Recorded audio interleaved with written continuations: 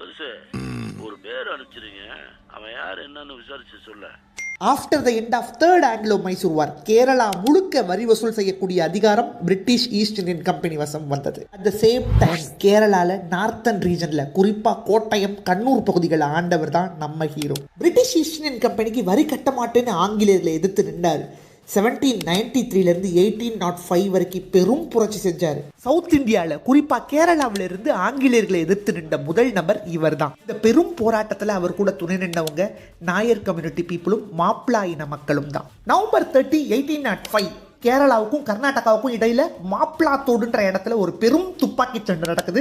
இதுல ஏமன் நாயர் சட் நாயர் அப்படின்ற 2 பேர் செஞ்ச சதியினால இவர் துப்பாக்கியால் சுடப்பட்டு கொல்லப்பட்டார். இவர் வேற யாரும் இல்ல, கேரள வர்மா, கேரள சிம்மம்னு சொல்லக்கூடிய நம்ம பழசிராஜா. இந்த மாதிரி ஹிஸ்டரியை சிம்பிளா படிக்க ஆர்டுடியை சப்ஸ்கிரைப் பண்ண மறக்காதீங்க. இப்போ உங்களுக்கான கொஸ்டின், இந்தியாவில் ஆங்கிலேயர்களை எதிர்த்து முதலில் குரல் கொடுத்த ராணுவ வீரன் யாருன்னு கமெண்ட் பண்ணுங்க. பாய்.